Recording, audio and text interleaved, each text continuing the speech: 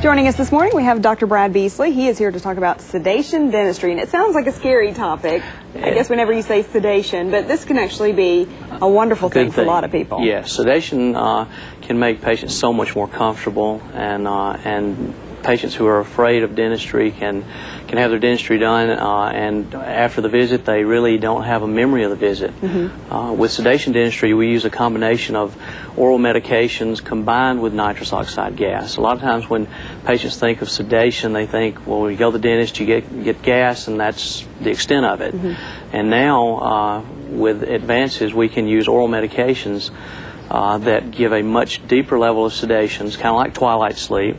Very safe. Patients are monitored with a machine that monitors blood pressure and oxygen in the blood and all those things.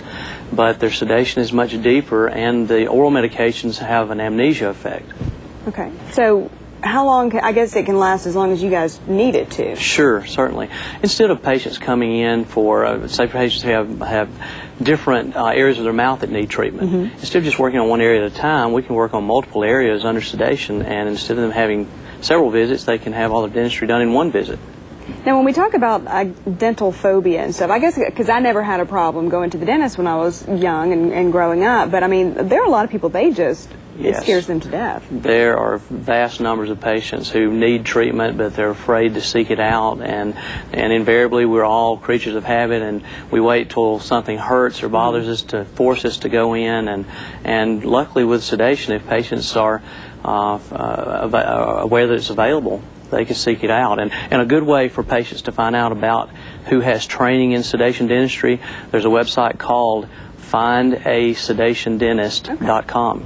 That's easy enough. People can remember that. Sure. So when we first were talking about sedation dentistry, I thought, okay, immediately, you know, when you're getting a cavity filled and you don't want to hear the drill and stuff like that. And that's, I guess, what a lot of people can use it for. Oh, sure. It's, you know, in our office we use headphones and different ways for patients who really aren't extremely anxious, but just need a little something to They'd rather not be awake for the experience. Exactly. Exactly. So should somebody, I guess it almost sounds like outpatient surgery, but you don't go totally to sleep. Can they go by themselves and drive themselves home? That's a very good question. With the sedation medication, we have the patient take that an hour before the visit, so they have to have a driver to the office and to home.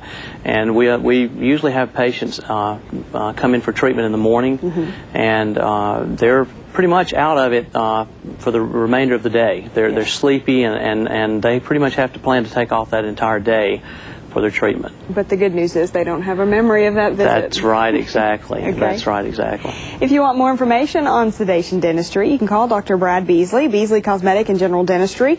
They've got a website, beasleydentistry.com, or 233-1400. Thanks so much for coming out. Thank you. We're going to continue when we come back. Keep it here.